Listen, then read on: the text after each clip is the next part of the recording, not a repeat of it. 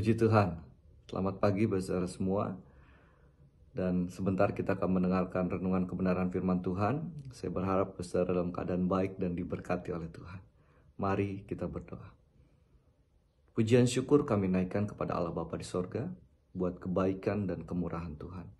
Kiranya dipermuliakan namamu, jadilah kehendak-Mu di bumi seperti dalam sorga.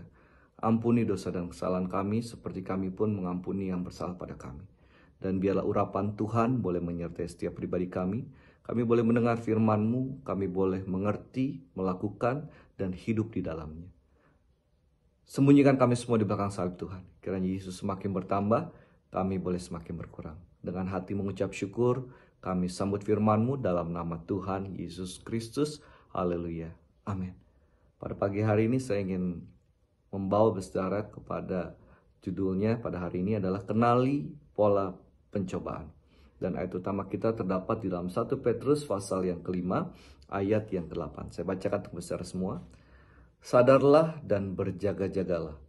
Lawanmu si iblis berjalan keliling sama seperti singa yang mengaum-ngaum dan mencari orang yang dapat ditelannya.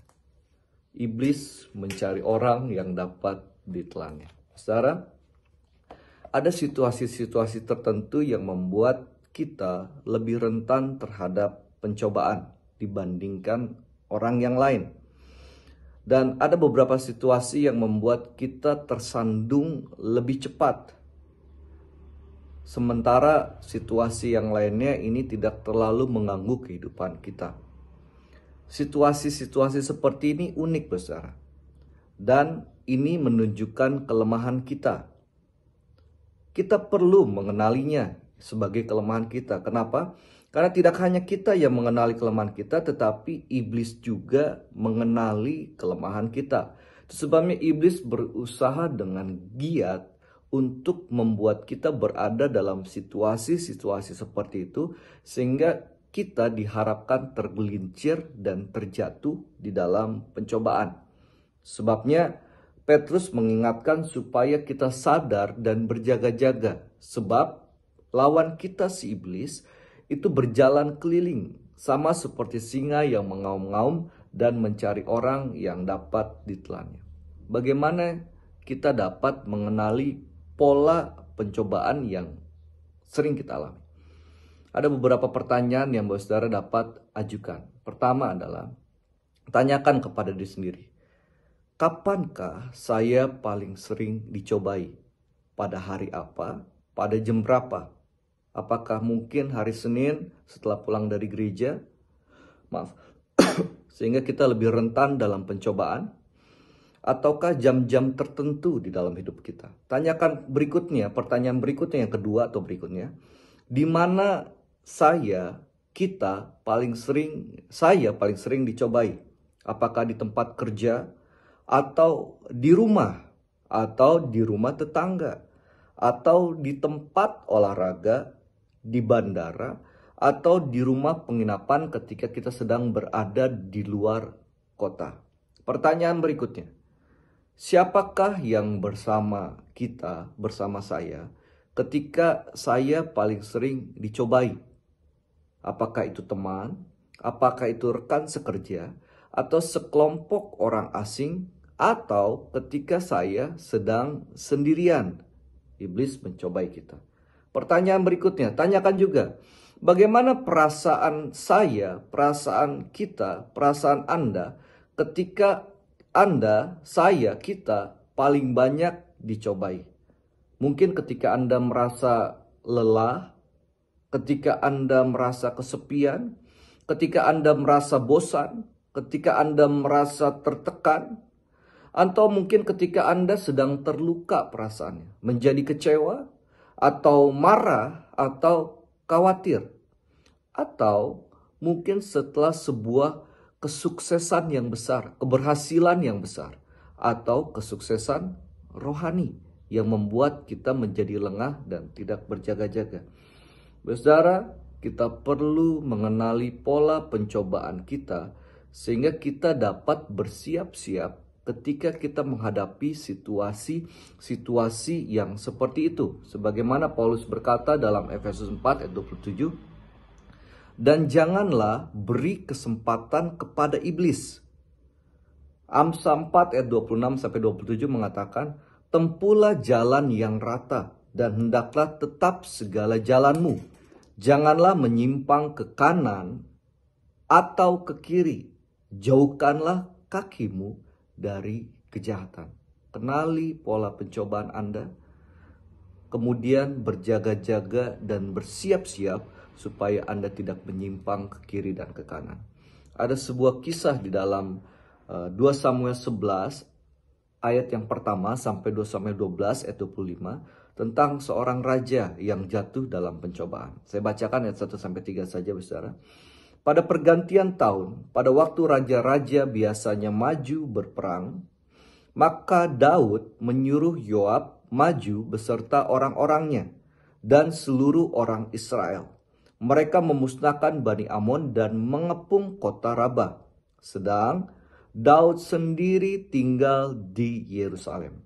Sekali peristiwa pada waktu petang, ketika Daud bangun dari tempat pembaringannya, lalu berjalan-jalan di atas soto istana.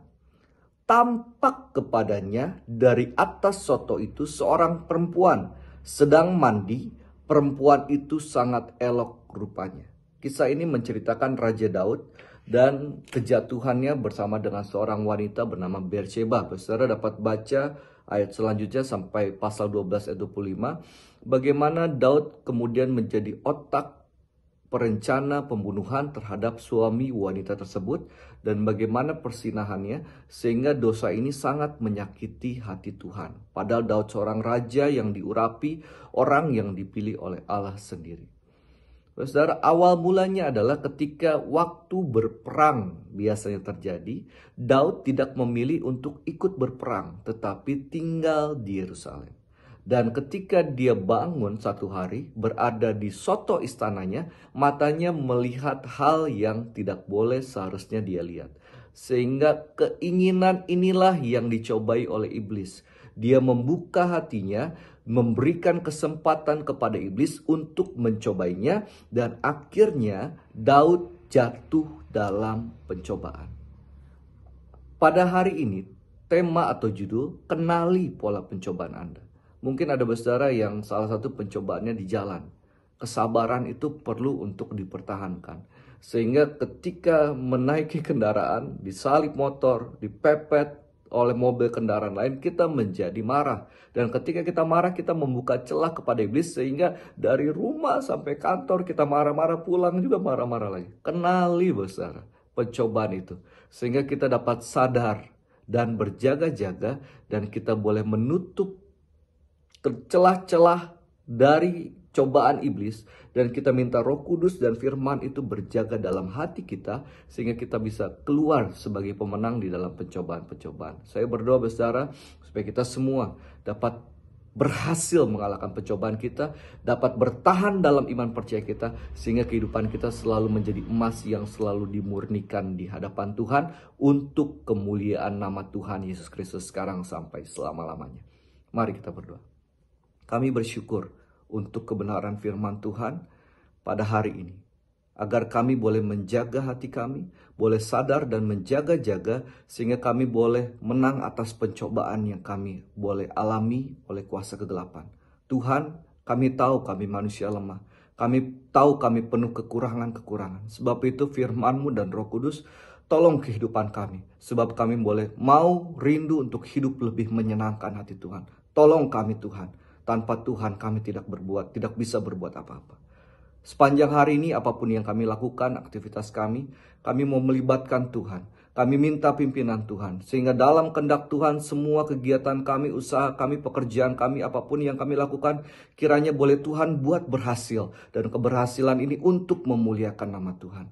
Kalau ada di antara kami yang terbaring sakit di rumah ataupun di rumah sakit dalam kelemahan-kelemahan tubuh, kami berdoa biarlah di dalam nama Tuhan Yesus Kristus oleh bilur-bilur Tuhan disembuhkan. Bagi Tuhan tidak ada perkara yang mustahil, mujizat masih terjadi sampai hari ini. Dan kemuliaan kesaksian akan kebesaran Tuhan itu akan kami beritakan Yesus itu baik untuk selama-lamanya. Terima kasih Tuhan. Kalau mereka yang dalam pencobaan, kuatkan mereka, mampukan mereka. Mereka yang dalam kelemahan, Tuhan topang kehidupan mereka. Jaga dan pagari, lindungi dengan kasih setia daripada Tuhan. Terima kasih Tuhan. Berkati hari ini, berkati aktivitas kami, berkati keluarga kami. Yesus dipermuliakan sekarang sampai selama-lamanya. Kami mengucap syukur dan perasaan dosa kami hanya di dalam nama Tuhan Yesus Kristus. Haleluya. Amin. Tuhan Yesus memberkati bersama semua. Selamat beraktivitas.